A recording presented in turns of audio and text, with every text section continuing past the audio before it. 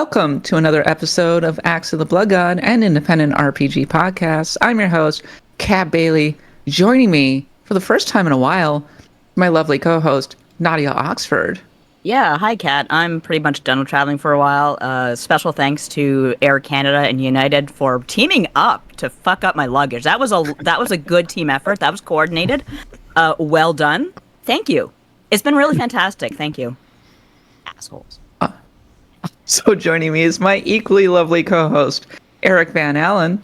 I'm traveling next week, and this is making me worried that somehow you're going to bring the bad energy back with you, and it's going to transfer to me during this podcast, and now my luggage is going to get messed up.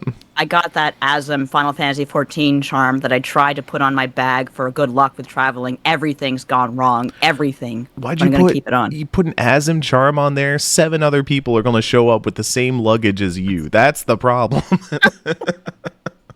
It's a Final Fantasy XIV joke for y'all. I might understand that one pretty soon, actually. Oh, no, you won't. You won't. You have to play pretty deep I won't to understand that one. That's the deep lore. Drew says nationalize the airlines. I'm pretty sure Air Canada is national. I think everyone just sucks. I mean, it's really terrible out there. Good luck, Eric. I love you. This week, we will be doing our fall 2024 RPG preview. And gosh, we actually have a lot to talk about because there are going to be a lot of releases this fall. More than I was kind of thinking. We'll be covering all of them and choosing some of the ones that are really standing out to us. And of course, we'll be talking about all of the news. We'll be talking about what we've been playing. And Nadia's back for another Nostalgia Nook. Great to have her back.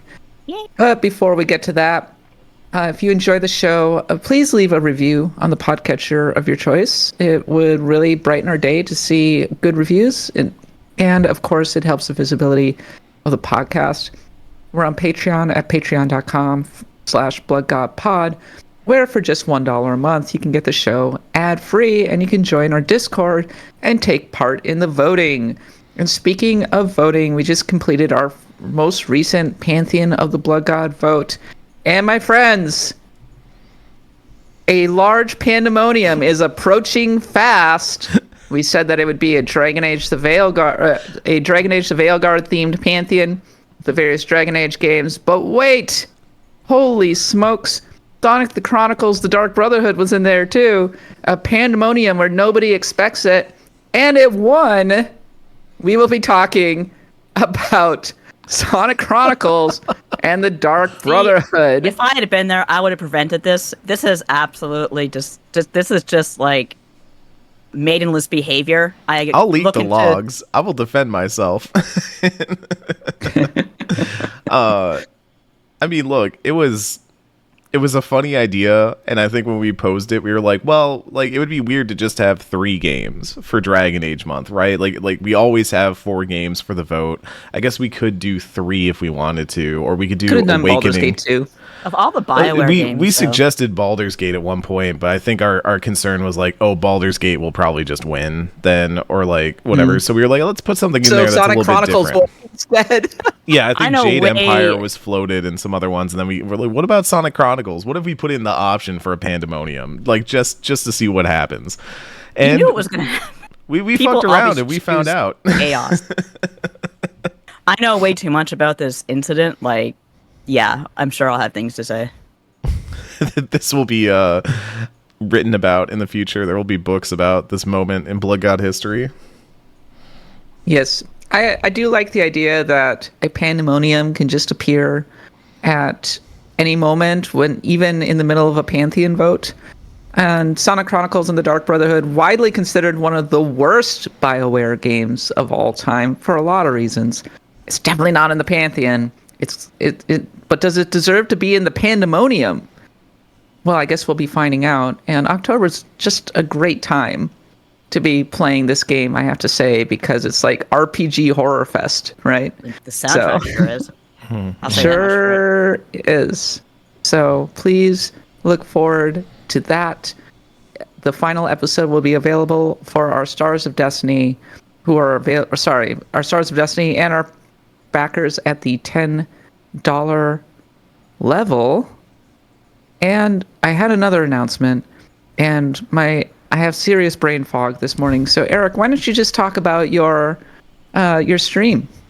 Oh, my stream? Yes, Yeah. please. So, like, y'all know that the retro stream has been happening for a bit. It's been going super well. Tomorrow we're doing FF6, like, kind of our first steps into the world of Ruin, because last episode we did the floating continent of FF6, and I learned recently that apparently that was like a Kanto Johto situation, like in Gold and Silver Pokemon, where like they realized during development that they had extra time, and so they were like, oh, why don't we do the World of Ruin? If that game had ended at like Kefka just getting defeated and like say everybody saves the day and all that, I don't know that I would think it was a really great RPG. I think I would probably think of it as like, oh, that was neat, that had some ideas, there was good stuff going on, but I don't know what makes it legendary. That's strange. So like, but I will say even the moments that happened right after the floating continent with Celeste and isn't the that island. Crazy. Yeah. Oh man, Did now you, we're talking. Did you save Sid?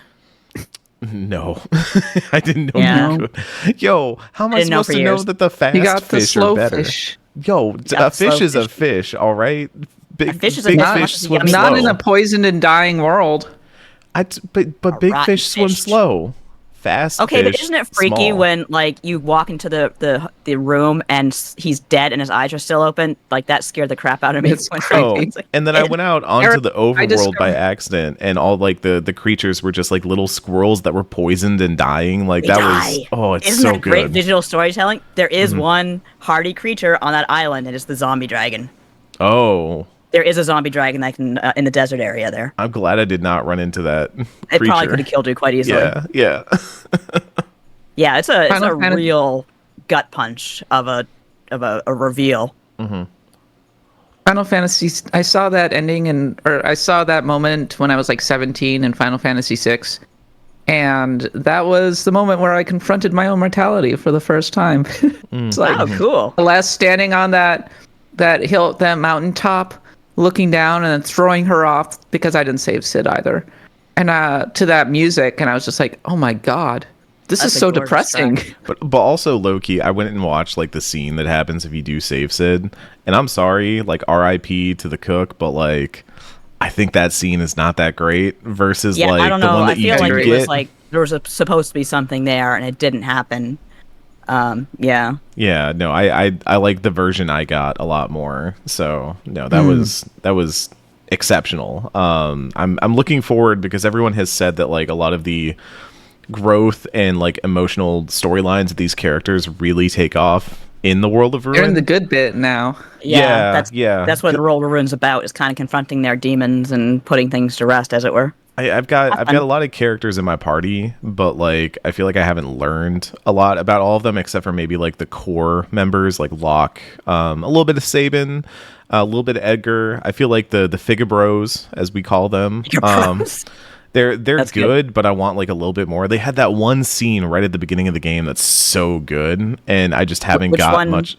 Where they're was like that? in the throne room together, and they're talking about like their dad and like the Oh, right, responsibility that that was was great. left to them, and they have this line that's like about getting older and being adults and stuff like that. And I was like, ooh, oh, finally a Final Fantasy that's about like old people. Yes, feed Yeah. it to me. And Do you want like a really interesting bit of lore that was kind of cut for censorship shake? yeah, hit me with it. Sake?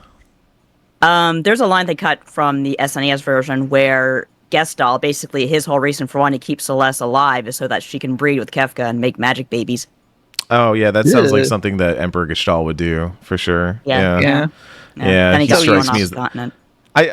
I like Kefka is a really interesting villain because he is just the Joker. I'm sorry, that dude is Yeah. just the Like if they ever voice act that dude, like it needs to be Mark Hamill? Mark Hamill. Yeah, it needs to be Mark Hamill doing the voice. Like cuz I can hear him during that section where the lightning is shooting down. He's like, "A little to the right." It's like hitting Emperor Gestalt. Run, you'll be well done. Yeah. Isn't the scene where you're fighting? Was it Atma weapon? Sick. Oh, such a Isn't that great. music incredible? That was my first The big music hurdle. was sick. I I did pretty well against Atma weapon. I thought it was funny because I like entered the battle and the first thing I said was like, "Oh, I have one of you in my inventory." I know you. But yeah, I think the hardest fight for me of that whole section was like the falling fight against the Air Force thing, because that thing almost wiped me a couple times over. Like, it had some nasty moves and I was just off sync. I wasn't like using my abilities at the right time. And then somebody in a later fight was holding the thing I have with the lock is I always give him elemental weapons, and he always ends up healing people by accident, because he'll go in to attack them and he'll like do damage and then heal it back with the second hit, and I'm like, oh damn it.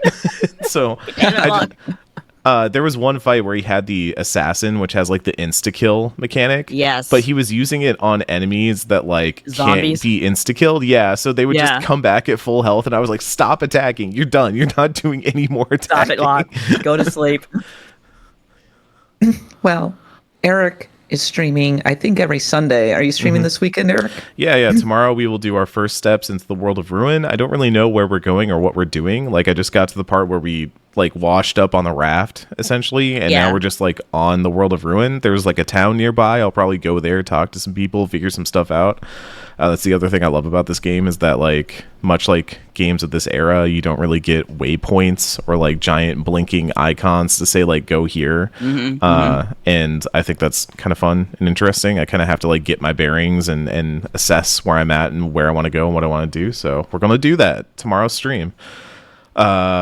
And yeah, no, we haven't really decided. I mean, Earthbound is the next game after FF6. We know that. I'm You're kind of cranking through these games. I'm impressed. Yeah, good for you. I'm only deciding one game ahead at a time, so Earthbound is next. We have not decided yet what is after that. There have been some ideas floated. I think some promising contenders are Super Mario RPG, obviously. That's a good one. Star Ocean 2 is kind of tempting. There's also Live Alive. I would like to finish Live Alive at some point. I've only finished like 2 stories of that, I think. And then Symphony of the Night came up recently, and that was one I was thinking about, where I was like, I never did, like, I haven't finished a Castlevania. I haven't played more than like an hour of a Castlevania, so that seems like it might be a good one. That should be rectified. I totally agree. You never played more than an hour of a Castlevania? Nope. Dude. I really like Castlevania style games too. It's weird that like I've played a lot of stuff, or like Metroid style games. If you get the Dominus collection, Dawn Sorrow, or the Advanced collection, the Soma Cruise games, basically, right? Yeah, those are both really good shouts. And if you want classic Castlevania, Rondo of Blood, I think is on PlayStation. Or you can play Rondo of Blood's one of my favorites. I think that's my favorite classic variant of Castlevania. Or just play the OG on NES. It's quite hard, but it's really fun. It's pretty hard. I want to get to Frankenstein. I'm just like, you know what? Screw you and screw Igor. I feel like a hard game would be really fun to do at some point on stream. Just something that's like short but very difficult, so we can really like bash our heads against it. Yeah, like a Ghouls and Goblins. Rondo of Blood is really hard. Rondo of Blood is a good, challenging, hard. So is Castlevania 3. There's only a couple of areas that are just like, oh, I guess this is crap, this isn't fair, but generally it's a great game. Is 3 the one where you have the 3 different characters that you can swap between? Yes. Yeah. Okay. Because I love that in Curse of the Moon. Bloodstained, like that was really cool, and I would love to play a game that like has those ideas. Yeah, okay. Portrait of Ruin is one of the not as good ones. Charlotte, Eric, Charlotte. No, it's Portrait. No, you better not let Parrish hear you say that, because he was just telling me when I saw. Really, he's into it. He likes Portrait of Ruin. He loves Portrait of Ruin. The problem with Portrait of Ruin is that by the end it starts getting kind of repetitive and stuff. That's most Metroidvanias, to be honest. I feel like a lot of people were really excited for Order of Ecclesia when that came out, because that's like the one. That's the rare one. Yeah, it's like hard to get a hold of. It was on the DS, so people were like, "Oh, how's it gonna translate over?" And it seems like they kind of figured out a way to handle the touchscreen stuff. Yeah. They said it. They kind of put it over on the side or something like. Yeah. And some of the touchscreen stuff they just literally made into a button prompt. So in Dawn of Sorrow, you had to draw a ceiling thing with your stylus, and instead you just press a button, which is so good. I remember fighting the guy on top of the clock tower, Zephyr. For some reason, I could not get his symbol right, and every time the symbol fails, like if you screw it up, he gets a little bit of health back. And he has these knives. So annoying.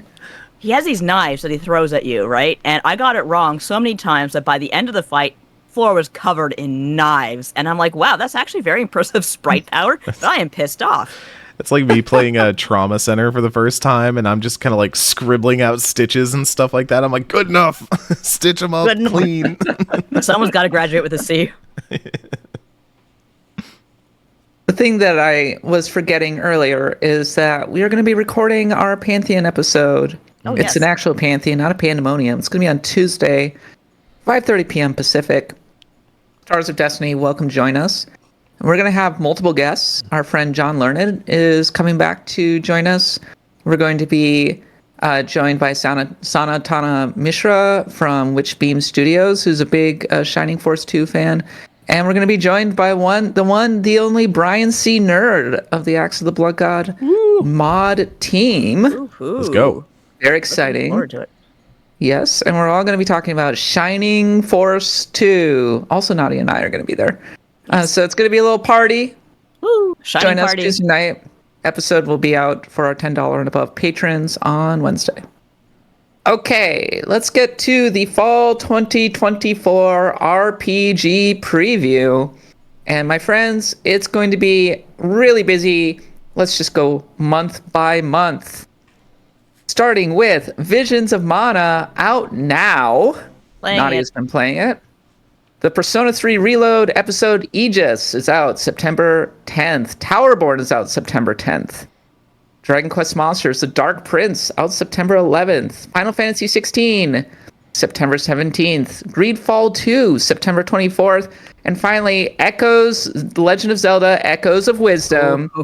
Oh, man. It's out on Nintendo Switch on September 26th.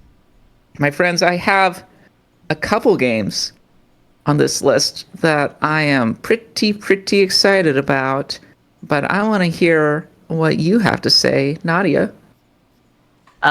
Zelda is a very big one, especially since they released that trailer as of this recording. I think it was yesterday, where they kind of show you the still world and how Zelda has to get through that. And it looks like the Cat, you would know this. What was the name of the Twisted Dimension in Pokemon Pearl? Oh, isn't it called the Twisted Dimension? It's something not very creative in that regard, but yeah, it's very much the same thing where like you crawl on the walls and like solve puzzles that way. And as I've said before, I adored Distortion Distortion Tears of the World. Kingdom. You crawl on the Distortion World, thank you. walls? Like you crawl up on the walls like the girl from The Ring? Like you're just like That'd be really awesome, getting but around no, there. it's just kind of like gravity does kind of adjust according to where you're going. Okay, you walk on the wall. Okay, like crawl distortion instantly dimension. put that like image in my head of like a I usually go Pokemon for the trainer. I'm gonna ascend and like ring girling their way up. I like the disturbing metaphors. But yeah, the thing I loved about Tears of the Kingdom is how the solutions to puzzles were just, there was no real right or wrong. If you are someone who likes to rig up weird Rube Goldberg machines to solve problems, like myself, because you have no other way to act, it works out really well. So I'm very much looking forward to that. I am playing Visions of Mana, which is we're going to probably get more into that with what we're playing, or maybe next week. But that's a really good follow-up to the original Mana game, rather Seeking Densetsu 2. Really enjoying it. Very colorful, very beautiful. Yeah, but it's mostly Zelda that's standing out in my head right now. Mostly Zelda. How about you, Eric? Yeah, September is kind of a weird month for me. I'm double checking right now because I thought there were a few indie RPGs that I had my eye on that I forgot to drop into the notes. I know there are a few like backlog ones I wanted to get to that I might use September to poke around at, but like I would say Visions of Mana was definitely one that I was looking forward to. We'll talk more about it because I've also been playing it. I think I'm near the end right now. I still have to put a score on that review, but it's an interesting game is what I'll say. The one I'm kind of curious to see how it turns out more than maybe like interested is Greedfall 2 because fans of the show will remember the Greedfall 1 was a bit of a mess, all things considered. It came out at a time where people were, I think, really hungry for Dragon Age, and there was not a new Dragon Age out, and so they were like, well, we'll take the European studios like Spider's version of Dragon Age 1, except the narrative was like, we're going to the new world, the new land, we're colonizing, like literally they were like colonizing the new land, and you were playing a character who was there to colonize the new land and deal with the natives, the tier for D and all that. It had some ideas when it came to adapting some functions of what a BioWare game looks like. It also, if you could not tell from that quick description, really did not know how to handle some very sensitive topics around all of that, and at one point really just pulled some like Hail Marys that I think undercut it pretty bad, even though there are some moments of the game that I think are actually pretty good and that I kind of wish BioWare would just learn from. The final mission of that game has you like climbing a mountain and like doing this like last stand defense, and I don't know about y'all, I love a last stand. I love a good final stand against the forces of evil. So but Greedfall 2 is now coming out at a time where like Dragon Age is big again. Baldur's Gate 3 just came out, and they're even mirroring the Baldur's Gate 3 release where they're doing like an early access launch. And I don't know how that's going to really work out for them, or if it's going to work out for them. So I'm curious to see what that initial launch looks like, because I don't know. I don't know if they can pull it off. I'm not rooting against them, but I'm like, y'all are fighting uphill right now, and I don't know if doing the Baldur's Gate 3 model is going to set you up for success down the line. So we'll see. As for me, I'm looking at this Persona 3 Reload DLC, and I'm kind of hoping that they find a way to maybe improve on it, because episode Aegis is based on the answer from Persona 3 Fez, which was this epilogue to the main story, and is generally considered to be a little grindy, maybe not quite as good, very combat heavy. And I like the combat in Persona 3 Reload just fine. There's some interesting changes that they've already kind of started to suggest are happening with the DLC. As it stands, I am just playing through the game week by week this week in GeckoCon, as some of you know. The summer holidays are almost over. It's time to go back to school, and then I can start dating. I can start dating Fuka Yamagishi. It's gonna happen. I finally got my courage up to the max level. But very excited about that. But the DLC, I'm kind of like, do I need to? I don't know. So I'm gonna await rewards. I'm gonna await reviews on that. The two that I'm very excited about, Echoes of Wisdom, as Nadia was already suggesting, and Towerborn. We were talking about beat 'em up / hack and slash. I've kind of alluded to this one coming out on various platforms September 10th, and I'm kind of circling this one. I hope it's really good. I don't have anything more to add on that, except that I'm just looking for a really good co-op game right now, and this looks like it's it. So continuing on. Oh, hold on. I've been reminded of the indie RPG I was trying to find. It was Bloomtown: A Different Story, which is a narrative styled after a JRPG, mixing turn-based combat, monster taming, and social elements in a seemingly pleasant 1960s Americana world. It is very Stranger Things. It's like you play as these kids who are in this town, and everything is not quite as it seems. The pixel art's gorgeous. The whole idea of doing that sort of Stranger Things, set up, but with like the occult and all these like monsters that you are kind of like fighting and then taming and bringing to your side. It looks really wonderful. So that's one that like I think if you want something on the small scale that has some cool ideas, Bloomtown might be one to look out for. Yeah, I'm like, when's it coming out? It is coming out September 24th. This looks great. Yeah. Right? I remember seeing it. Yeah. It looked really interesting. This is a big cat energy with this game immediately. Yeah. I've been on a... Stardew Valley might just legit be my game of the year, because it's easily the game that I've played the most this year. So I'm definitely looking for a game with that kind of energy. Great shout, Eric. Very excited about that one. All right, continuing on to October. October 8th, Diablo 4, Vessel of Hatred expansion is out. Runewords, they're back. Metaphor ReFantazio is out October 11th. Romancing Saga 2, October 24th.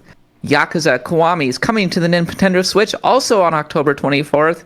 East 10 Nordics out October 25th. And finally, the biggie, the big Dragon Age, the Veilguard out October 31st. And as I survey this month, my two thoughts are the twin RPGs astride this month, the big ones, Metaphor and Dragon Age. I want to play them both. I fear that I will not have time to play them both. Uh-oh. What are you going to do? I'm going to play them both. Good solution. And I'll see which one sticks. That's fair. Metaphor ReFantazio, I've played it at preview events. I think the graphics are absolutely gorgeous. I've seen people worried about whether or not it's going to be successful. This is what I'm going to say. It's all about the word of mouth. If it's good, if it's like legit good, it will find an audience. People, especially among Persona fans, because the word will get out. Right now, the name's a little weird. It's flying under the radar with definitely mainstream press.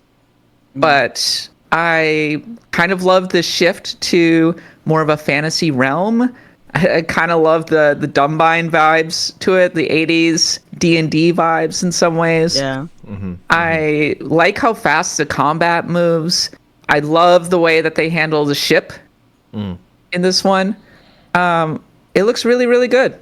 So I am going to definitely be picking it up, obviously. Oh, I just realized, did we just forget the Shattered Space DLC for Starfield? You forgot the Shattered Space That's your DLC. job, Kat. I forgot the Shattered Space DLC. I was just like going, wait a minute, there was something else coming out in September, wasn't there? You're on the Starfield beat. I am on the Starfield beat. The cursed beat I of made Axe of this the Blood beat. God. Yeah, it'll be out September 30th. I have nothing else to add except that I will be playing it, and I hope that it's like Far Harbor. Anyway, and then of course Dragon Age the Veilguard, which we're starting the IGN first, actually, over at IGN. So on Tuesday, we will be releasing our first bit of that, which is very, very exciting. So for reference, back in August, was it August? Yes, earlier this month, I went up to Edmonton and hung out in BioWare for 2 days. That's why I went to the West Edmonton Mall. Yep. And I played a lot of Dragon Age the Veilguard. And I can't share all of my thoughts right now. You'll have to wait for the IGN first, because there's a ton of embargoed stuff. But I will just say that just if you look at all the gameplay videos and all the stuff that's been coming out already, and there's a fair amount of material out there already. They did a Discord dev Q&A just the other day. It looks really good. It looks like a BioWare game, just based on all of that. So with that, go check out IGN.com starting on Tuesday for our weekly Dragon Age the Veilguard coverage. But yeah, suffice it to say, I've played all of the Dragon Age games. I finished all of them, and it's been a long time coming. We've all been waiting for this game for a decade, literally a decade. So this is a big moment, isn't it, Eric? Yeah, I'm really looking forward to this one. I'm looking forward to Metaphor and Veilguard in two very different ways. And talk more about Metaphor in a second, but like Veilguard is, like you said, it's 10 years in the making, and I think there's even some weirdness around it because for a long time the setup was always like, we're gonna crack that egg, we're gonna beat Solus up, fuck yeah. Everybody beat up Solus, but now it's kind of shifting. It's like kind of a different idea, a different verve that they're taking with this game. I'm kind of curious to see what that is, because I also feel like this has to be a major tone setter for BioWare moving forward, because BioWare has been on the back foot for this last decade, I would say. Like Anthem obviously was a problem with a capital P, and Mass Effect Andromeda has its shooters, has its defenders, but like I don't know that like it's something that I would necessarily say was the big win that you would look at as something like Dragon Age Inquisition, for example, which still has a very fervent community to this day. I don't think y'all are ready for Dragon Age discourse on the timeline on Twitter in 2024. Oh no. It's going to get bad out there. Twitter's going to be even more of a PvP zone than y'all are ready for. I just want y'all to steel yourselves if you're going to enter into that zone. Just be ready, all right? Use those hashtags now. Yeah, but like I am curious what a BioWare made game in 2024 looks like, because it feels like it's been so long since we got one of those. And obviously, like, you can say Baldur's Gate 3 and stuff like that, but even then, that's a Larian take on the formula, and I want BioWare to show me what their games look like now, if that makes sense. I'm really keen to see what this team, this version of BioWare, because it is a significantly different version of BioWare from previous versions, previous iterations of this studio. I want to see what they've got. I think they've got some good people in place. I think they've got some good ideas in place. I think a lot of what they're showing now, even though it feels a little bit late, feels a little bit close to the finish line to be revealing so much, is looking good. So I've got some hope, some faith. I don't want to like completely gas it up and be like, it's going to be excellent, but I am like very curious. And I think a lot of my higher level doubts have been slowly eroded by what we have seen so far. I have to be very critical of this game because I literally co-host a podcast with Kenneth Shepard about BioWare. We talk BioWare all the time. We think about BioWare all the time. So, but that's why I'm being very critical and analytical right now. But I am also just very excited to play a new Dragon Age. I think that's really cool that we're going to get one of those this year.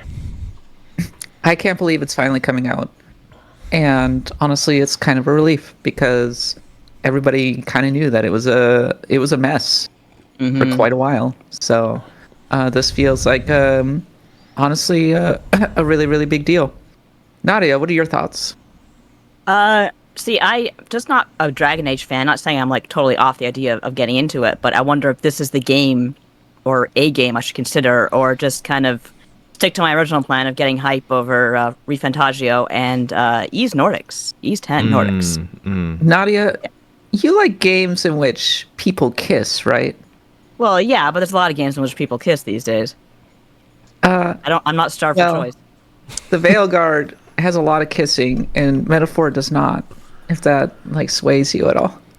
Like I said, I have games I big can fan play. fiction energy. I can play a Dollhouse with my Final Fantasy 14 characters if I really wanted to. And then they can kiss there. So true. Yeah. Oh yeah. Big time.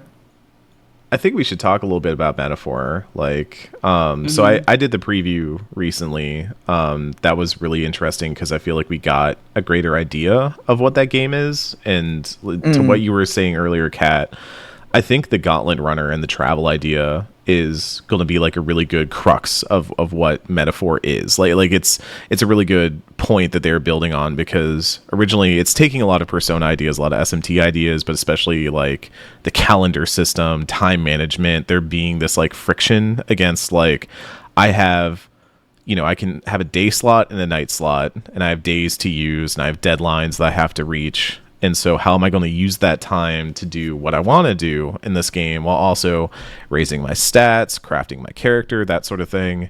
And in that preview, we got to kind of see that a lot of it does feel very Persona. You know, during the day, you go out, you kind of pick up quests, you maybe venture out to a town to pick something up for a merchant who needs it and bring it back. And then you have like your nighttime where you can kind of roam the city and do different activities. I did like a thing where you jump off a cliff with like a rope, basically like bungee jump down a like hole in the middle of the town, which is really cool. That sounds grim. And built up your bravery or whatever. I forgot what the actual like virtue is called, but it's basically like the personality stats that Persona is always built on.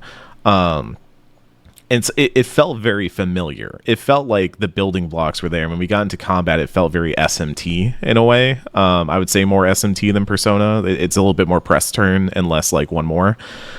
But it's doing a lot of stuff that also makes it feel like it's taking all those ideas and just building up from it rather than just like a greatest hits collection, if that makes sense. It feels like I wrote that it was like a culmination of everything that came before it. And I think that is what is happening here. And that's why I think it's going to get that word of mouth, because people are going to play it and they're going to be like, oh, this is doing a lot of things that like I kind of wish Persona had been doing, or I wish like Persona had this. I think the Gauntlet Runner, you're dead on, Cat, is part of that like having that traveling campfire with your companions is really, really good. It's really going to work. I think not having romance is going to be a little tough, but we will see how it goes. Counterpoint, that rules. That's so good.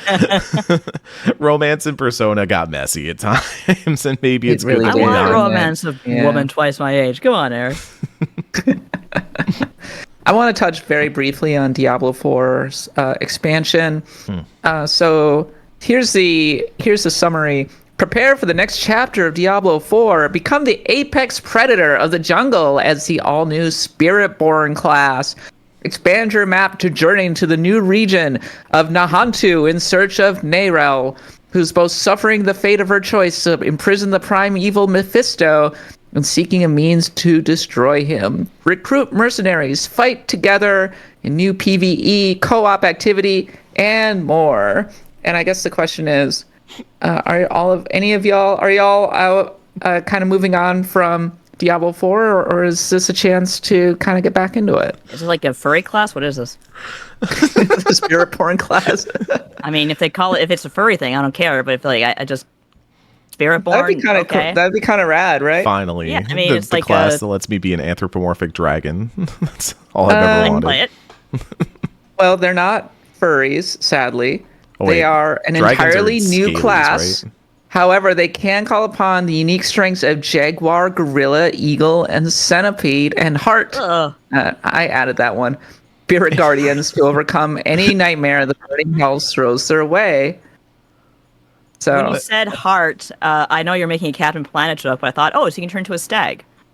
yeah, okay, yeah. it'd be kind of cool. I haven't played Diablo 4 yet, which is I always just end up waiting until like the end of a Diablo game's lifespan to actually play it. So like same. Diablo 2, Diablo 3, I did that. And I feel like this is a moment where maybe I want to pick it up around the expansion time. I probably won't be able to because I'm going to be too busy with other stuff. But like I do think that a lot of what they've shown so far is really interesting. I've heard good things about Diablo 4 and especially like how reactive that game has been. There have been a lot of issues of like, this thing is bad, and then Blizzard like tries to address it, tries to work with it, tries to build things. It's got that same ebb and flow that Destiny always does, where it's like things are great, things are awful, things are great, things are awful, and I find it to be very like, I don't know, sporadic like that, but. I do think this looks really good. It's really hard to watch a Blizzard cinematic and not want to play that game, right? Like Blizzard is really so good at that. So they could almost Still trick good me at the into playing cinematics. WoW. Yeah, speaking of which, I'm reading Schreier's book right now. So lots of thoughts about Blizzard recently, but finally, we're heading into November. Mario and Luigi Brothership out November 7th on Nintendo Switch. Nadia's excited. Yes. Dragon Age 2 HD 2D remake. Dragon Age 3, sorry, not 2. Dragon Age 3. Dragon Quest 3. Big brain fog. Dragon Quest 3 HD 2D remake out November 14th. And Path of Exile 2's early access out November 15th. Nadia, this is your month. Sure is, especially for that Dragon Quest 2D HD 3D remake. They added actually it mentioned they added some new content what Yuji Horii himself worked on. Like I think New there's scenarios, new scenarios with the hero's father, which is a big part of the Dragon Quest 3 story. New class, Beast Tamer. What's it called? Beast Tamer? Monster Wrangler, I'm sorry. So yeah, it's very So they have the monster catching from DQ5 and DQ3? That's what it seems I'm like, guessing yeah. so. Seems like they were teasing that recently. I think maybe it's supposed to be more like, I can't remember the character from Dragon Quest 7 who had the mom who was a wolf, but maybe something like that. How did we get back to furries already? That's crazy. Well, he's human, just raised by wolves. Wolf. Okay. I don't know. I love that movie. Yeah. I think it's the Dragon Quest Monsters, of course, is a monster wrangling game. It's a lot of fun. I'm actually glad the Dark Prince is coming to iOS for some reason, but I think it's also coming to Steam. Yeah. Dark Prince is coming to Steam at some point. That was a good game, and I'd like to see how it plays with the bump in performance, but I'm not going to bother unless it comes to console. Nadia, out of Brothership and Dragon Quest, which one are you the most likely to play? Probably Dragon Quest, just because Dragon Quest 3 is like one of my canon event games, I guess you would call it. But I'm really excited for Mothership as well, because after playing, Super Mario RPG Remake, after playing the Thousand Year Door especially, I'm reminded of how great those games are and how much fun Nintendo has with its writing and its characters. Looking forward to it. It's going to be a lot of fun. I'm sorry, did you call it a canon event game? I have no other... Well, okay, the term canon event, was that invented by Spider-Verse 2, or was that invented somewhere else in comics? I think it was like was at least codified, like canonized. Codified, okay. Yeah. I feel like that is as like base and like duh as some people might think it is. I think that is honestly a fantastic term for something in your life that changes it irrevocably. Something that if you had missed or even come out from a different angle, it would have changed your life You'd completely. be a different person. So like be a different Pokemon person. for me, canon Exactly. event. Yeah. Wow. So I don't know. I love just think it's a that good term. Yeah, it's good, I'm isn't it? holding It on to works. that one. I'm holding on to Yeah. that one. A canon event game. Excellent. Yeah. I don't know if I'm going to have time to play a lot of these games, but because I'll probably be I'll be probably knee deep in Dragon Age. I'll probably be knee deep in Metaphor. I kind of foolishly took on this Final Fantasy XIV project. Thank you for your support on the Axe of the Blood God charity stream. We love you. But out of the three on this list, definitely Dragon Quest III would be the one that stands out the most to me. This is the first time I've looked at an HD 2D game and thought, this looks gorgeous. I really kind of want to play this. The others been a little underwhelming to me. This one looks super good. And of course, Dragon Quest III is, as you kind of said, maybe not a canon event game for me, but it's a canon event game for RPGs. It absolutely is. Yeah. You want to talk about the 10 essential RPGs to understand RPGs? I do think that Dragon Quest III is one of them.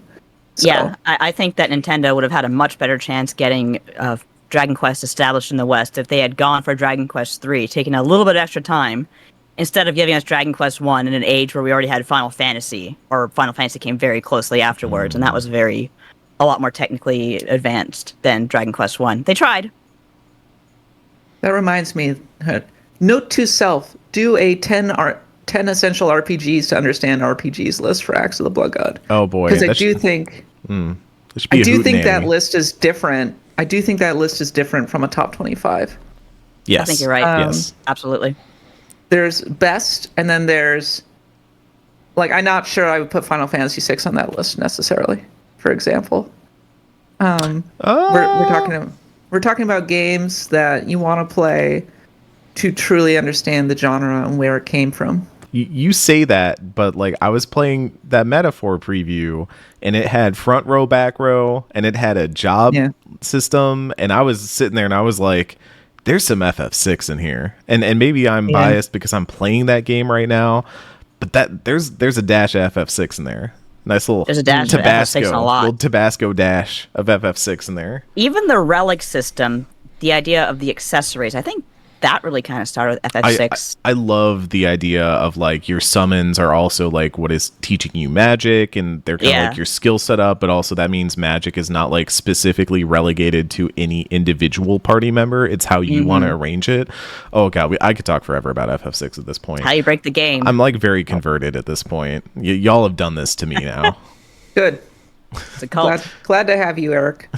Well, you were kind of like going, I don't know if it's that good. I'm like, Eric, you better play that game because I will brook no criticism of Final Fantasy VI, the game that made me love RPGs. I brought this up when we did the top 25, but my thing is not to be like, well, I don't think these games are good. I'm going to find out if they're good or not. It's more like I am always curious about the games that we hold as like these idolized games, these like unimpeachable games.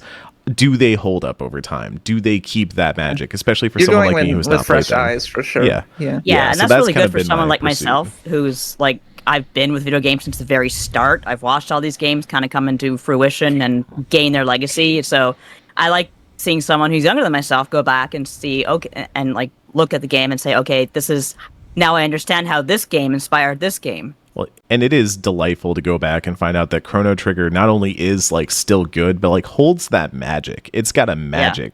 Like that is the only way I could describe Chrono Trigger, is it feels like a magical game that just every minute I spent playing that game was so delightful. Like I'm kind of mad at how good that game is, and it's just like stuck in my head forever now as like that was a incredible experience that like I'm sure I will like FF6 by the end of it, but it's not the same vibe as Chrono Trigger, and that's not even a quality assessment. That's me saying that like Chrono Trigger has some sort of like just beautiful magic to it that it's so good. It's so good. Anyways, yeah.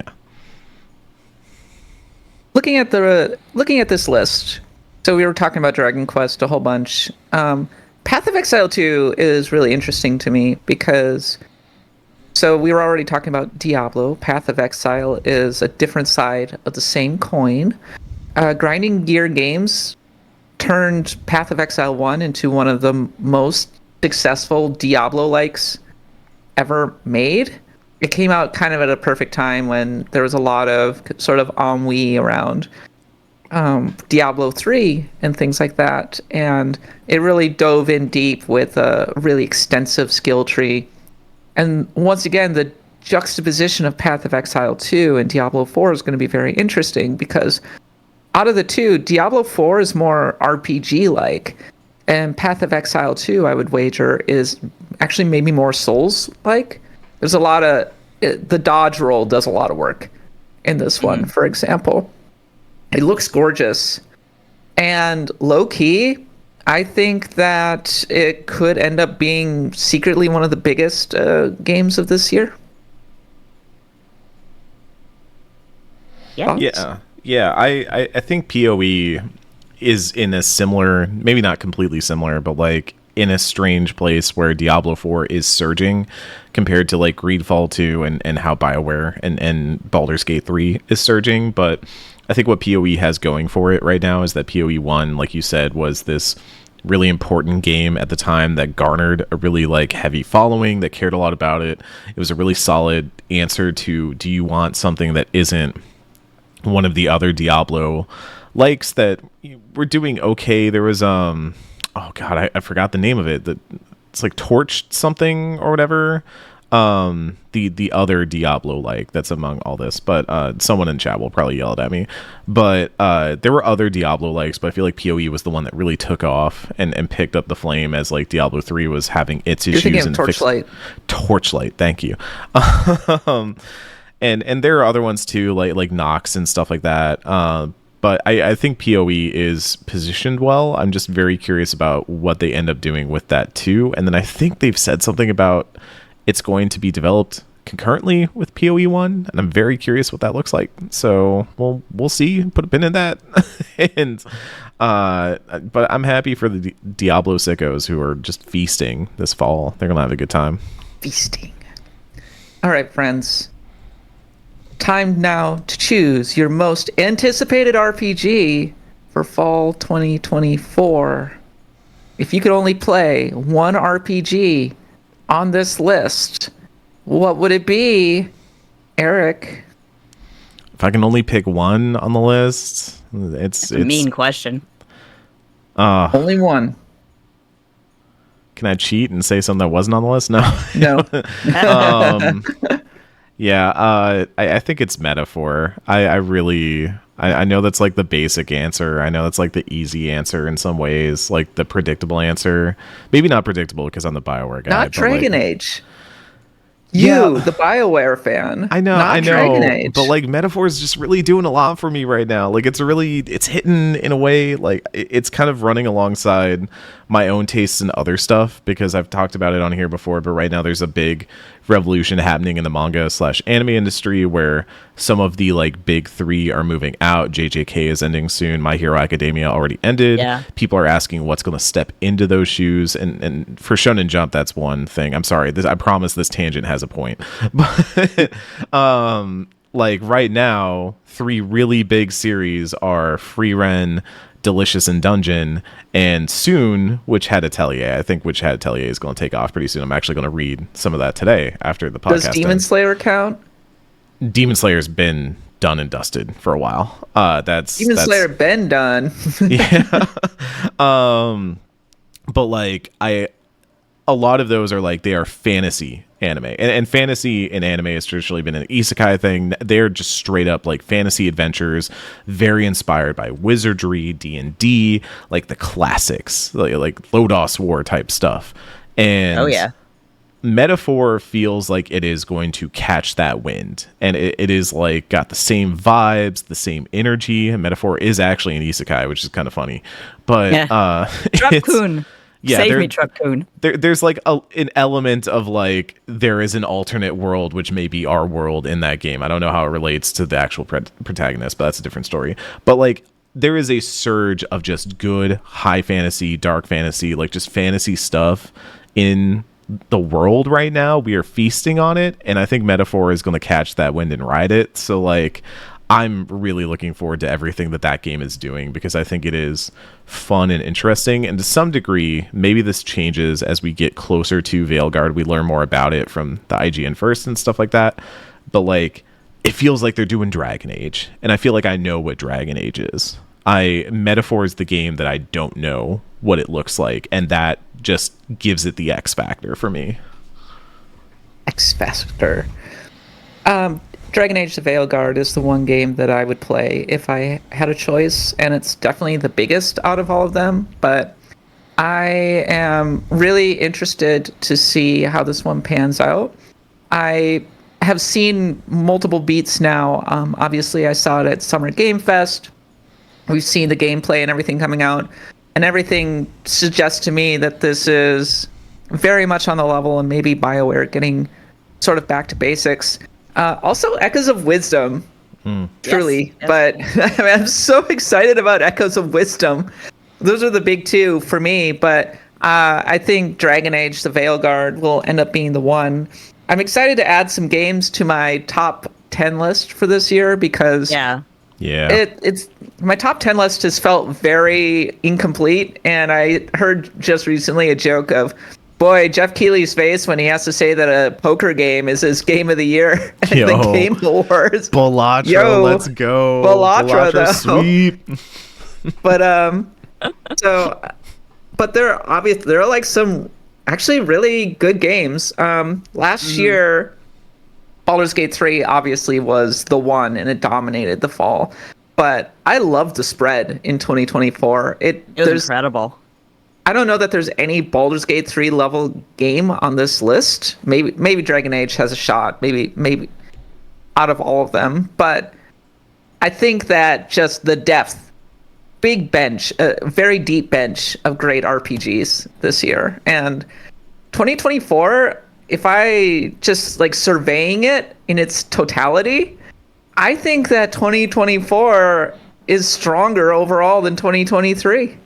I'm just going to say that. I'm just going to put that into the world. I would love to compare them side by side. I don't remember a thing about 2023. It is Baldur's Gate and Tears of the Kingdom. Like that's the thing. 2023. 2023 had some titans. That's the hard part. Is like, for some reason I thought we were in 2025 for a second. Sorry. Do you think that the army beats the giants?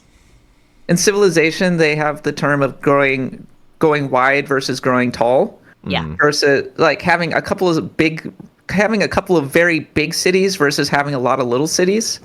And 2024 is wide and 2023 is tall. Yeah. I mean, we didn't even mention there are a few like RPGs that are still drifting around without release dates, and like Fantasian is a big one, and I'm really looking forward to that one. Is it a big one?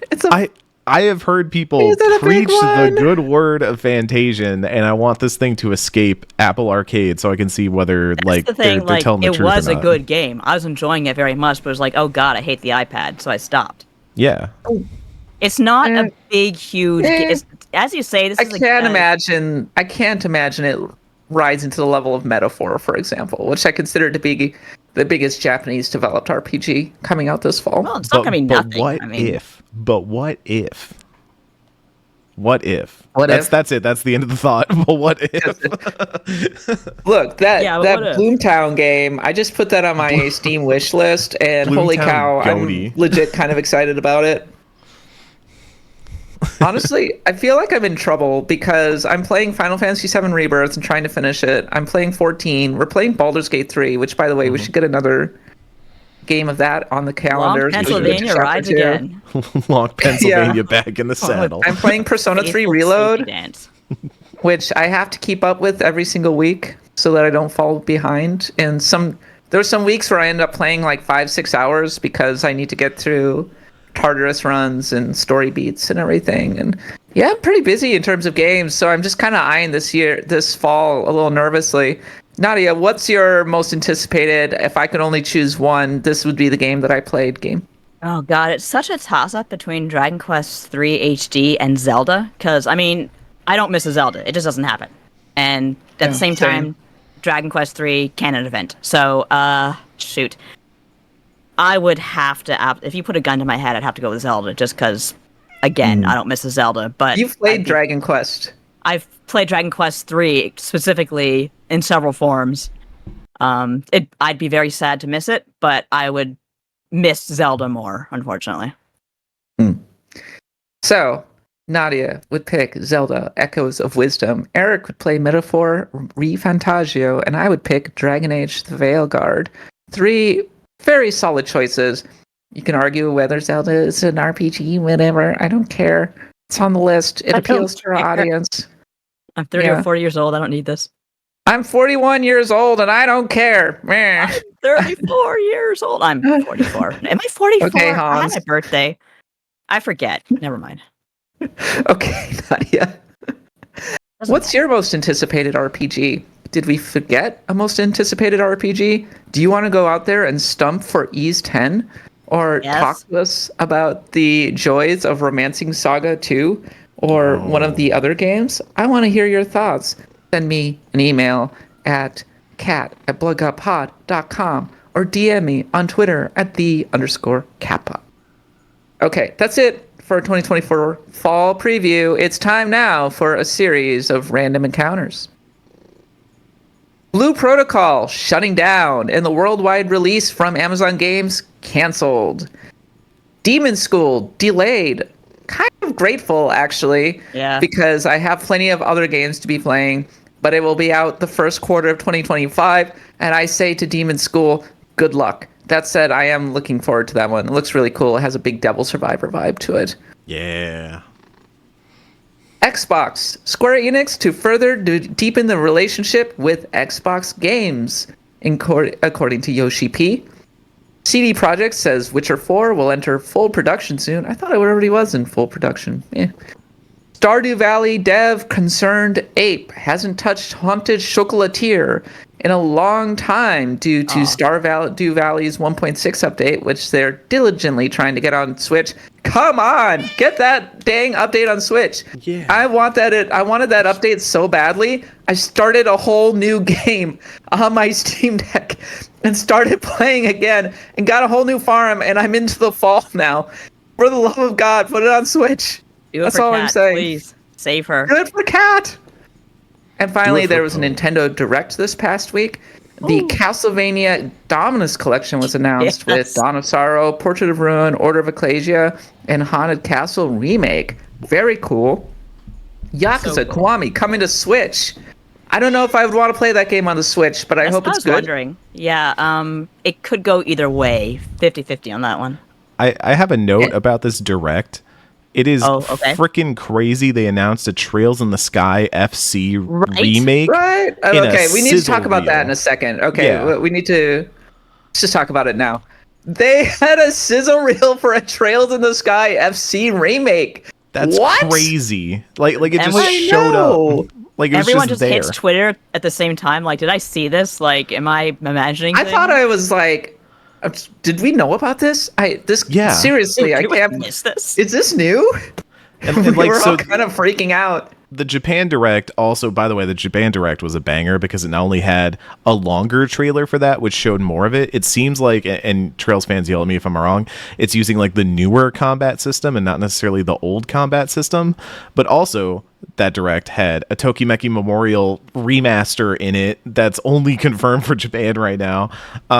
It's crazy that they just announced this stuff and then like didn't elaborate further. And I think Falcom went out and said like, yeah, we just announced it, 2025. We don't have a publisher yet for the West, so that's why you only see our name on there and not, like maybe NIS or somebody else. But it's nuts. We're getting a remake of FC, like a really good-looking remake of FC. It looks great. Yeah, I'm looking forward to it. Yeah, really impressive cel shading graphics. Look, I think Trails in the Sky FC and SC look great as they are. The main reason that I'm excited about this remake is I like that it'll be available to more people because it's out on Steam right now. You can play it that way, but people have been waiting for this game to show up in one way or another on the Switch for a long time. Mm-hmm. So to finally have the game that kind of started it all, and let's be honest, so much of the Trails series is owed to the success of Trails in the Sky FC specifically.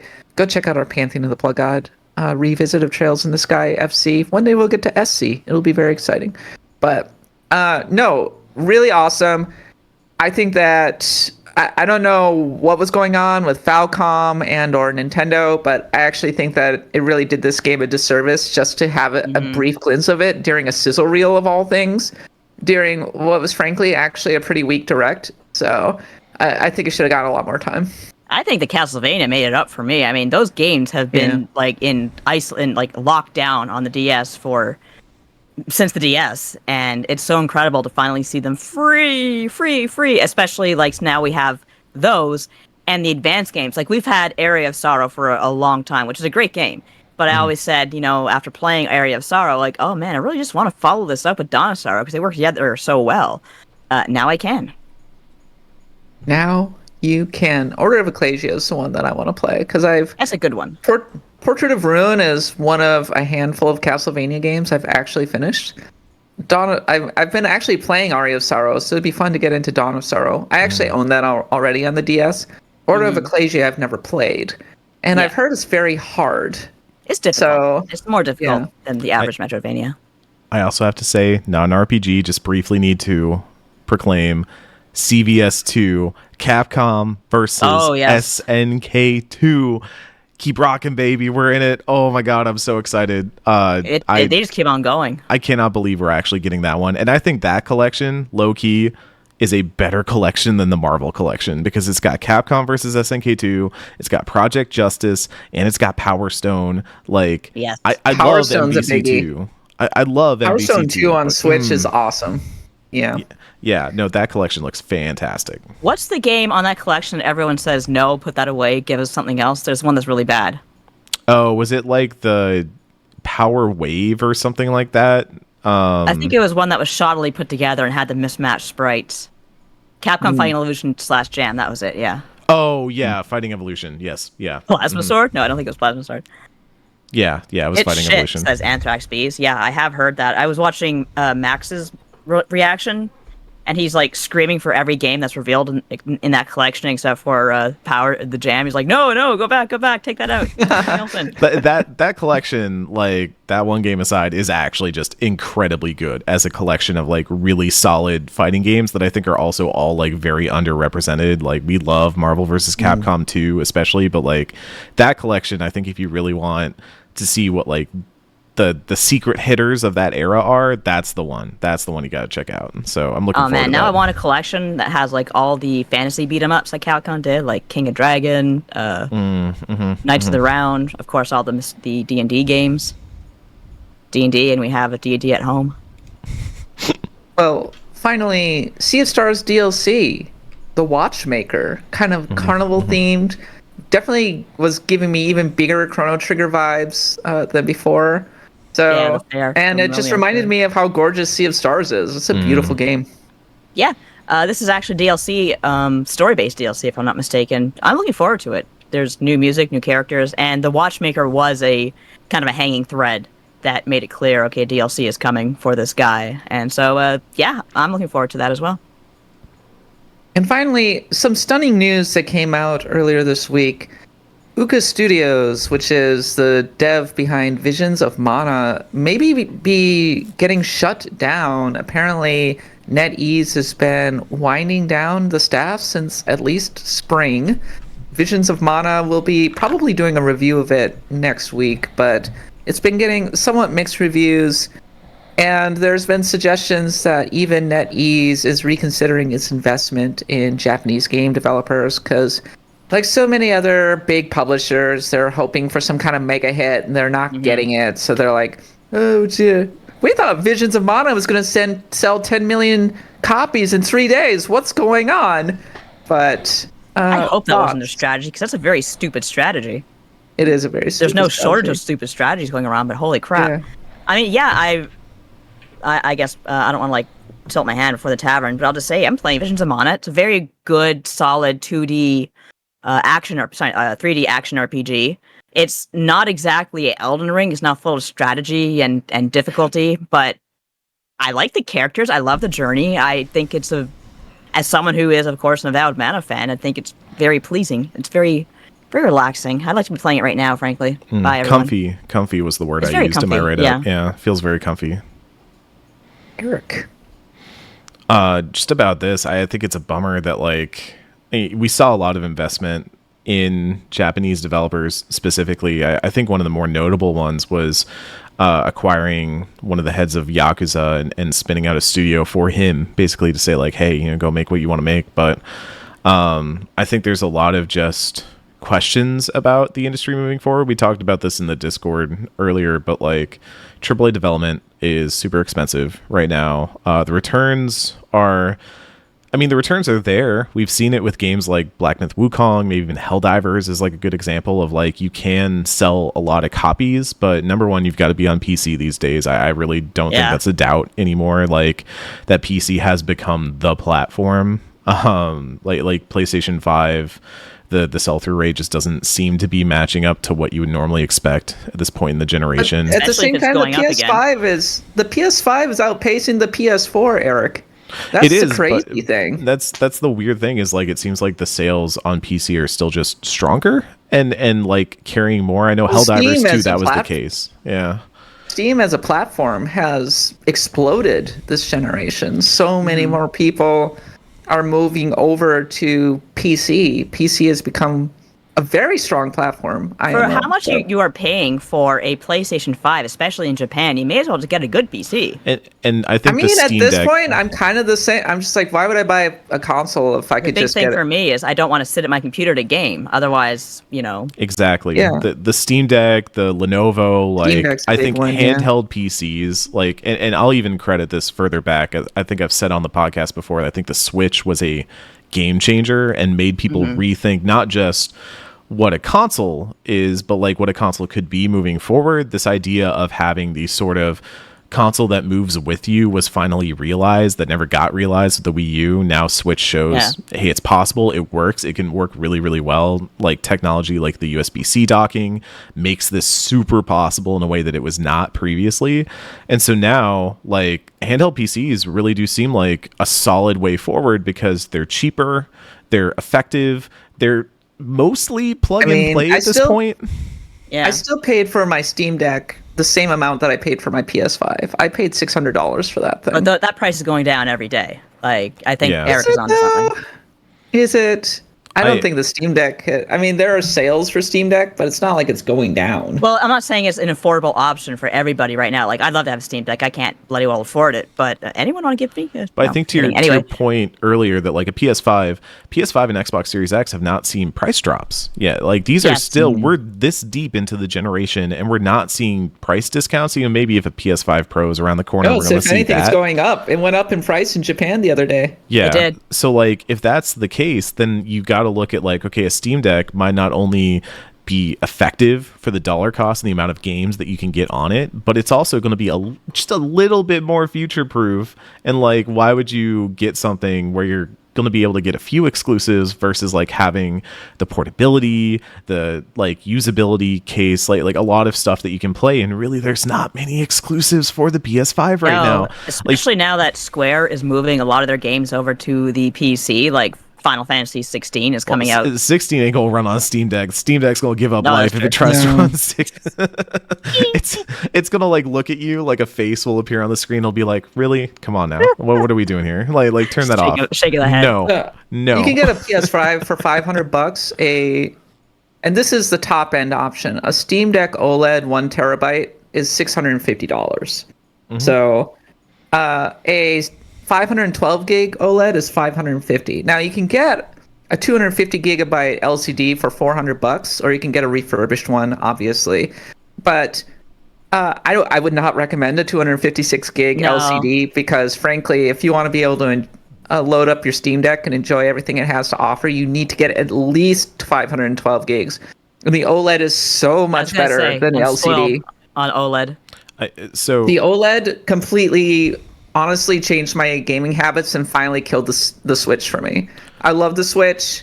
I still play it, but if given the choice, I always pick Steam Deck at this point. So I think the thing that boggles my mind about this decision or a reported decision about Uka, though, is that like Visions of Mana does seem like the sort of thing that would thrive in that environment. That does seem like it would be a really solid game that could hit that market, those like areas of, this is like a Steam Deck game. I haven't played it on my Steam Deck. I don't know if it runs well on Steam Deck, but it seems like very Steam Deck efficient it has game. to be a good Steam Deck game. There's no, unless it's poorly optimized, I can't imagine a scenario where it doesn't. I haven't run into a well. problem on my PS5. Like it's pretty steady. It personally strikes me as a decision made because there are still companies that think that they can be that company that puts out that game that everybody talks about. They want to be like the Genshin Elden Impact. Rings, not even Genshin. Genshin's like a service game. I think there is like a desire to want to have like the AAA game that just wows everybody and sells 20 million copies and no one can stop talking about it. The Red Dead Redemption 2, right? Like the God of War. Right now, the Black Myth Wukong that nobody will stop talking about. Black Myth Wukong. That like there is a drive to still want to have that alongside your live service stuff, but even then live service is kind of drying up. We're seeing a lot of live service games die right now. And in that wake, they want the big heavy hitter AAA, but like I don't know, like just you don't make that game. We've talked about this so many times. You don't make that game without having a good staff that has learned, that has built over time. Larian did that. FromSoft did that. Nintendo does that. Like, this is the lesson. The people who work on Zelda now are the people who worked on Zelda in the 80s. Exactly. It's the lesson that like companies don't want to learn, is that like built-in talent, retained knowledge is how you get stuff like this. And then they train up the next generation. Yeah, short-sighted decisions don't get there. For less money. Yeah. It's pretty gross. I am just appalled by the whole thing, because a game like Visions of Mana, is it perfect? No. Is it a great start to what might be like a really good studio, like once they learn a few things? Absolutely. Like one company people don't talk about a lot is Intercreates, but they're a company full of mentors and youngsters, and the mentors teach the kids how to do pixel art, and to this day they have some of the most incredible pixel art that exists on the market. And they have a solid base. Like, they're always releasing games, and I'm not saying they're releasing like million sellers, but they're like, hey, here's a cool game, and they just make their money, and they run perfectly fine. But everyone wants a return on investment yesterday, and that's just not going to happen. Well, I have a lot of thoughts on this. I'll just say that NetEase, like a lot of companies, back when there was a ton of money in the market, were out there spending a lot, thinking, oh, let's just throw money around and invest as much as possible. And now that the money is kind of dried up, at least temporarily, they're like, oh, actually, we don't want to do this. And, oh, actually, now that we think about it, Visions of Mana probably wasn't going to blow up after all. And it really stinks that probably a perfectly good studio is going to be impacted by it. So it's really disappointing. That's really disappointing. So it makes me barf. All right, let's roll into the tavern for a little bit of an abbreviated tavern, because we're pretty far into this episode. But Nadia, you mentioned you were playing Visions of Mana. Yes, I am. I haven't gotten too far into it because I got my code a little bit late, but yeah, you know that, of course, the famous sicko haha yes meme. Like, the thing people don't realize about Mana is that the games go pretty hard. Theme-wise, they are not always happy. Theme-wise, there's always some undercurrent of something depressing, some lack of fulfillment that is always going on. And I like that Visions of Mana starts pretty hard like that. So I'm like pressing up against the window going, yes, because people don't realize, because it's such a colorful, fun-looking series. So I'm not too far in. I'm kind of like just... I just reached the second area, the wind area. And yeah, I like the vibe between the two characters. So I like the fact that they start as childhood friends, that they start as like boyfriend and girlfriend. I'm so bored and upset and just done with the narrative of like some dumbass kid who grew up with some girl who loves him but won't acknowledge it. It's like not 1990 anymore. Please stop it. So I just like the fact that they know how to work together and they like each other. They're really excited to travel together, even though it's going to end very badly for them. And they're told that very early in the game, this is going to end badly for you guys. You look like a happy couple. And they're like, oh, well, you got to do it. Someone's got to do the man thing. So I'm looking forward to seeing where that story goes. Gameplay-wise, it's a lot of fun.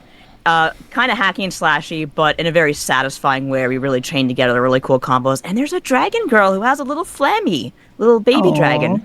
And I love that. I love that the characters all have the different styles of fighting and the different like designs, like the cat boy who uses 2 daggers and one in his tail.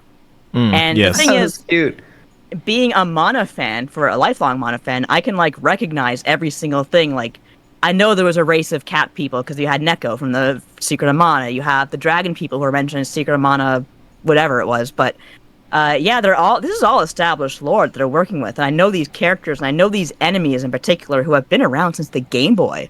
So getting to see like the kind of fully animated, fully modeled Rabbite, which was like a little tiny sprite thing that had like 2 frames of animation on the Game Boy, that's pretty cool. Pretty cool. I'm happy with that. Also, very quick shout out to Peglin. Help. I'm addicted. How much better is Visions of Mana look than Trials of Mana? Oh, would much you say better. that would you say that it is better than the Trials of Mana remake?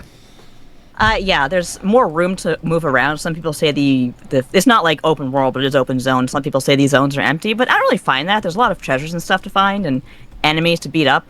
And there's often challenge enemies that will give you good rewards if you go after them, and those take a little more than the usual hack and slash to get around. So, yeah, I'd say it's definitely better than Trials of Mana. If you want just a good adventure game, like especially as a warm-up before Ys 10, you really can't go wrong. The only major complaint I have about it at this point, and I don't understand why this happened, why are the cinemas so bad? Like, the action is 30 frames per second, it's all good. Then they switch over to cinemas that are 30 frames per second, and they don't look bad, but they are, like, not that much better than the real-time cinemas, and I don't understand why they did that. I mean, Square's usually really good at modeling their cinemas. I don't know why this happened the way it did. The lip sync is also incredibly off at like all times, and I will say there's like a pretty drastic difference in quality between some of the NPC characters and some of the main characters.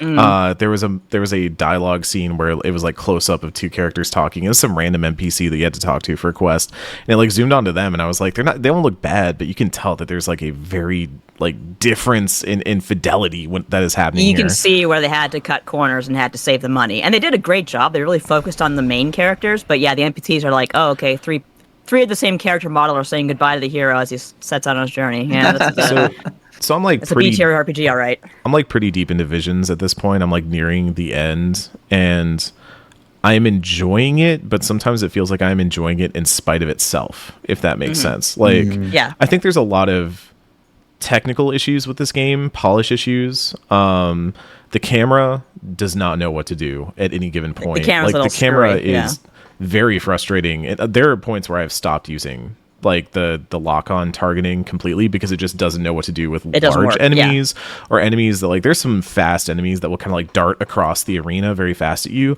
and if you're locked on while that's happening, good luck. God help you. Hope you like motion sickness. There are also moments you might run into this as you get deeper in the game and have to use more stuff, Nadia, but like I will tell a character to use an item and they just won't. Like they'll just kind of stop and be like, candy? What? And I'll be like, no, use chocolate bar on this character, and they'll be like, oh. What's a chocolate bar? And then we all die, and it's like Mana. It's also a punishing game. It's like a hard game. Like I was surprised so far, not too bad. I was surprised by how fast the difficulty spikes once you get into some boss fights, and also like you don't earn experience super fast in this game, so you're always kind of fighting things that are about like a level or 2 above you. I feel like I could grind it out if I wanted to, but like the fact that you don't earn a lot of experience in just normal battles even has me like kind of walking past a lot of encounters because they don't feel super worth it. I do like this game. I do enjoy this game. I think the world is very good. I think some of the ideas around the vessel character classes are really unique, though I find that I'm not getting enough points to really make use of a lot of them. I kind of have to like specialize, and I end up just kind of defaulting a lot of characters to their base element rather than like mixing and matching from other elements because of that. But it does have some really cool ideas, some stuff I really like, and even moments where like I think the catboy you were talking about earlier, Morley, he's basically just Virgil from Devil May Cry. And he he does some very Virgil stuff, and it's very fun to play as him and do those sick combos. But like, I find a lot of it to be just very basic in a way that like when you are so pared back, I think that pared back idea can work, but it's going to make any crack show more, because now like if all you kind of have is your like light heavy combos and maybe like some magic to throw in there, and you're kind of just really doing the same thing over and over again, you're going to notice when like, oh, my magic isn't going off because for some reason like it didn't register my input, or like my character just decided that they were in the middle of a dash when I told them to use an item, and so when they get out of the dash they just forgot that I told them to use an item, and I have to tell them again. And yeah, it's like all the cracks show just a little bit more when that's the case. So no, absolutely, that's I still think it's extremely important for games like this to exist. It's kind of like Harvestella. Yeah, what a great game that was. Yes. What it would have been improved so much with the second game. We're probably never going to see that. The same with this game. Like, this is a real return to form for the series, and I'd love to see what they can do next with it. Maybe they will, maybe they won't, who knows. But yeah. Well, maybe we'll talk more soon. Yes. As for me, I was playing a little bit of Star Wars Outlaws, and can I just say that I think this game's underrated? It was it came out, it didn't have the best reviews, it had extremely bad word of mouth, because I think, well, there's a mix of things. I think there's bad actors got hold of it, obviously, because of its protagonist, Kay Vess, who, by the way, I like. I mean, she's kind of girl Han Solo, a little bit of a generic protagonist, but I think she's cool. I like playing as her. The open world looks really good, and actually it takes some interesting swings with its systems, specifically its factions and everything. And I think this game kind of begs people to spend maybe a bit more time with it. And I think that a bunch, I don't want to like slag off reviewers. I think they're doing the absolute best they can, but there was some discourse over whether or not you could really fairly review this game in the span of a weekend. And I think that's a huge challenge. Yeah. This game might need some time to breathe, honestly. So I kind of want to spend some more time with it, but I don't know if I can, because here's the thing. There was this whole scandal this week. During the early access, Ubisoft released this big patch, which is great, as adds like 40 FPS support on PS5, that kind of thing. And some PS5 owners are being impacted by basically their game soft locking because of a compatibility issue and having to start a new save. And I'm just eyeing my game, and I'm like, I'm not playing that intro again. It's not happening. I just got out of the tutorials. I'm sick of the tutorials. I just want to go and explore the world and take on these missions and everything. Stealth's a little wonky.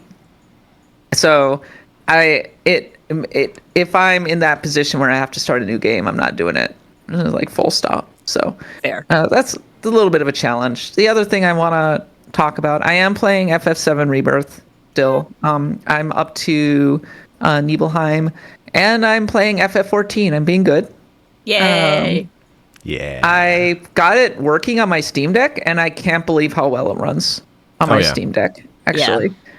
I had to jump through some hoops because I don't own the Steam version. I own the launcher version of it, the standalone launcher version, but everybody was really helpful in the community. I was using the 14 launcher on my Steam Deck.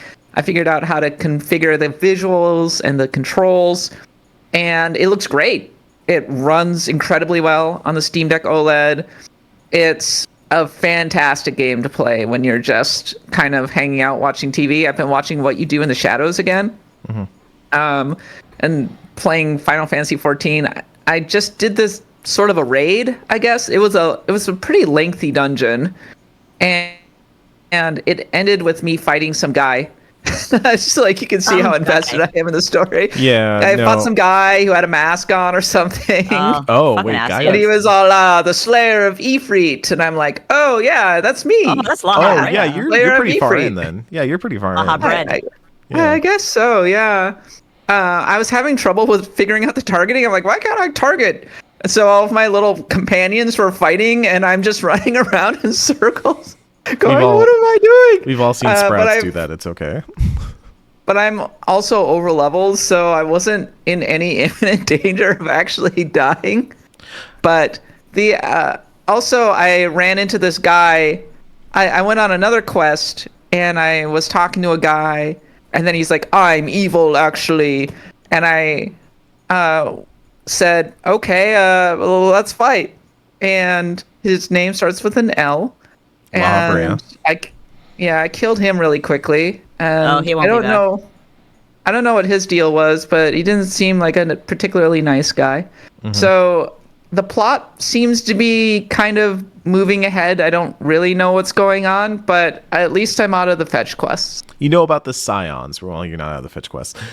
You know about the scions, right? Like, that's the important part to get out of ARR is, like, what are the 3 major cities and who runs them? And then who are the scions? Because they are kind of like your party. That Council of Heroes. Yeah. So you've got, like, Minfilia, you've got Papalimo and Ida. You've got lady like, with the mask and the little... That's Ida and Papalimo. And then you've got, like, Thancred. I like Papalimo. Papalimo's great. He's a pro. Yeah. Alice and Alphino, the twins, who are like young twins who just like talk down to you about politics for an entire quest line, which is great. God, I'm recording this on a Saturday, and I think that there's a Final Fantasy 14 hang on the Discord. There is on Saturdays. I might attend today. Actually, today I'm going to go do a Magic the Gathering arena or a Magic the Gathering draft for Bloomborough. Yeah. Well, my friend got a box. I was like, Kat, do you want to come over and do a Magic the Gathering draft? And I said, do I? Yeah, so we're going to go do great. that. And then I think this evening there's a Final Fantasy 14 hang on the Discord, so I might try and pop in and play some 14 with the crew. So if you're listening right now, look forward to it, maybe. No promises, but I'll try. And I'm going to go check out our Final Fantasy 14 podcast, Charlie and Dropouts. Am I right? Yeah. Maybe I'll be on it soon. Heck yeah. Yeah, I will go on Charlie and Dropouts when I finish when I finally finish A Realm Reborn. Fair. Yeah, because we usually evaluate for every 2.55, crucially, not 2.0. You got to finish 2.55 because we got to talk about. I got to do all the post-patch content. So too. That's where the good shit is. My understanding is this is different from some other MMOs, but in Final Fantasy 14, you kind of have like the expansions, which are like the .0s, and then you have like .1, 2, 3, 4, 5, which are the like post patches, and those usually have main story content that does kind of like wrap up threads from the previous entry, the previous .0, and then also like set the stage for the next it leads you into the next expansion. And 14 is infamous for having some incredible post-patch content. Like, honestly, I love the main expansions, especially, like Heaven's Word, Stormblood, all that, Shadowbringers especially, but like the post patches get dramatic in a way that are just so good. I can't wait for that. I can see that. I have to say, I'm really impressed. This game's 10 years old now, which is shocking to think about. I have to say, I'm really impressed by the presentation as MMOs go. It's on a much higher level than, say, World of Warcraft and things like that. They just had the big update, so some of it looks fantastic. Like, I've gone back to the old maps and just been like, wow, like Gridania, the shadows and the trees and everything like that, it just looks so much better than it did. I should do that. I haven't done that yet, to go look at like what the old zones look like. I bet like Oz's Law and stuff like that looks really good. Yeah. It's also an MMO though, so I'm running around awkwardly and just kind of mindlessly fighting things. I'm sure that it'll get better as I go. I am still in A Realm Reborn. You're basically at the part when I was your age, when I was at that stage in the game, I was just like completely lost, just experimenting with what I could. Always look up, like, don't be afraid to look up help. The FF14 community is very helpful. And if you have a question, someone on Reddit has asked it. Just Google it, and you will find an answer. Yeah, wait till you have to deal with eye level. You probably won't have to until you're like current on content, but once you have to learn like what eye level is and what like raid tokens are and stuff, oh my god, it's a whole thing. Yeah, I can't. Oh yeah, I'm ignoring all that right now. Yeah, you don't have to do that right now. I'm just trying to get through it. At some point, I think before you finish Realm Reborn, you will have to do at least one raid. There is one story required. I have done a couple raids. No, you have not done a raid. No, you've done dungeons. You haven't done raids. You've done dungeons, yeah. There's a raid, not a dungeon. Well, hey. There are dungeons, which are 4-player instances. There are trials, which are like 8-player boss battles. There are raids, like 8-player raids, which are kind of like your conventional, like they used to be long segments where you would run through a dungeon and then fight bosses, and then I think around Stormblood or Shadowbringers they changed it to just be like 8-player raids are just you fight a boss and that's it. You don't do like the whole dungeon stuff like you do in Coils and all that. And then 24-player raids, the Alliance Rage, which are like the big ones. Those are so messy. They're so great. Leave me on the tank. I can't wait for you to play Crystal Tower because there are some wild mechanics. A, always be in the belly. B, be in that belly. C, catch me in that belly. So, yeah, if I have to do a raid, will the Axe of the Blood God Discord community help me? Sorry, absolutely. Of course. Absolutely. Yeah, let's do it. Okay. Really quickly, Eric, what have you been playing? We talked about the two things I was going to talk about already, which was FF6, It's a Banger, and Visions of Mana. We talked a little bit about it. We can talk more next week. The only thing I want to shout out that this ain't even go long is that I have this right here. Emio the Smiling Man has arrived. I'm going to start it this week. I've got some travel. I cannot wait. I've been hearing great things about Emio the Smiling Man, the latest in the Famicom Detective Club series, a new entry, and apparently they have taken the opportunity with a new entry to do some really cool things. Cannot wait to report back on that. So put a pin in that for future stuff. For sure. Nice. All right, that's it for the tavern. Nadia, take us home. So as you all know, I went to Otakon. That's one of the reasons I was gone for much of August. And Otakon, I think this was its 30th year, which is kind of nutty. Crazy. I started going regularly, I think 2005, up until, like, I meet my friends there every year, up until the pandemic. And this is my first time back, I think, since, I don't know if I went during the pandemic, but I did have a big break, and this was my first year back after a big break. And so in honor of the kind of 30th anniversary, they were looking back at some old anime. And my husband's like, hey, come with me and we'll watch Tenchi Muyo, is it? Like, I can't remember. Oh my God. That's what I'm talking about.